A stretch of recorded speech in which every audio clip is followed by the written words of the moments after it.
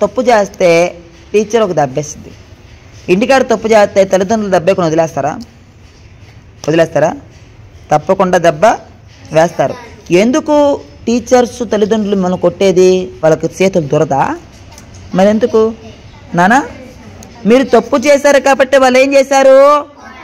ఒక దెబ్బేశారు. దాన్ని నువ్వు భరించాలి. ఏం చేయాలి? నువ్వు ఎదురు తిరగకూడదు, ఎదురు మాట్లాడకూడదు. దాన్ని సహనంతో భరించి తర్వాత నువ్వు చేసినటువంటి పొరపాటుని గ్రహించాలి. గ్రహించిన తర్వాత ఆ పొరపాటుని సరి చేసుకోవాలి. ఏం చేయాలి? ఫస్ట్ ఆఫ్ ఆల్ ఎందుకు కొట్టారు వాళ్ళు, ఏది నేను తప్పు చేసి ఆ తప్పు ఏంటి అని గ్రహించుకొని ఆ తప్పు చేసినటువంటి సందర్భాన్ని గుర్తు చేసుకొని ఆ తప్పు చేయకుండా ఉండడానికి నువ్వు జాగ్రత్త పరుచుకోవాలి. ఎంతమంది జాగ్రత్తగా ఉంటారు? చేతులు ఎత్తండి. ఇప్పటి నుంచి చేతులు దించండి. నేను మళ్ళీ చెప్పండి, సెల్ ఫోన్ల విషయంలో కానీ పెద్దల మాటలు వినే విషయంలో కానీ, అంటే తల్లిదండ్రులు అవ్వచ్చు, ఇంట్లో అమ్మమ్మ, తాతమ్మ, నాయనమ్మ ఒక మంచి మాట చెప్తే, ఒక పని చెప్తే చేయండి అయ్యా. మీరు పిల్లలే, మీరేం పెద్దోళ్ళు అవ్వాలా. అర్థమైందా? చేయగలుగుతారు కదా. ఒక గదివినా ఒక దెబ్బ వేసినా ఎందుకు అలాగుంటున్నారని ఏడవటాలు, అలగటాలు. అరే కాసేపు కూర్చొని చదువుకోరా అంటే నేను వెళ్ళిపోవాలి, నా టైం అయిపోతుంది. ఎవరు అవసరం ఇక్కడ కూర్చొని చదివించాల్సిన అవసరం? మీరు ఏమన్నా మాకు ఇస్తున్నారా? డబ్బులు ఫీజు ఇస్తున్నారా? ఫీజు ఇస్తున్నారా? స్కూల్ ఏమైనా ఎక్స్ట్రా మనీ ఇస్తారా? నాకు వచ్చేది 1000 రూపాయలు స్కూల్ ఇచ్చేది. పొద్దున్నే సాయంత్రం సరదాగా మీతో ఉంటున్నానా?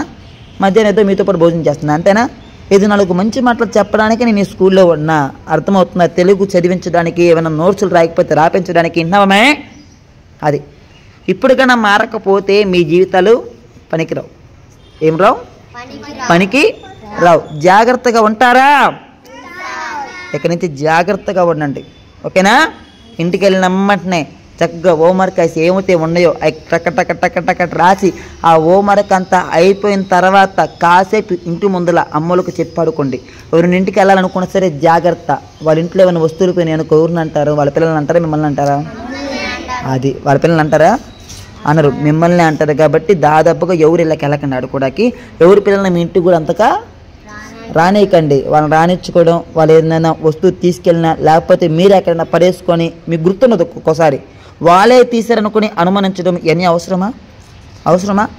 కాసేపు ఆడుకోవడానికి గ్రౌండ్కి వెళ్తుంటే అమ్మ పలానా ఏరియా పలానా ప్లేస్లో మేము ఆడుతున్నామమ్మా అని అమ్మ నాన్నకి చెప్పాలి. ఎంత టైంలో వస్తావు? పలానా టైంలో వస్తానమ్మా అని చెప్పి నువ్వు గ్రౌండ్కి వెళ్ళి ఆడుకొని చెప్పిన టైంకి ఎక్కడికి రావాలి? ఇంటికి పర్ఫెక్ట్గా టైంకి నువ్వు అటెండ్ అవ్వాలి. అర్థమైందా నాన్న? అది గుర్తుంచుకుంటారా? మంచిగా ఉంటారా? Okay, good.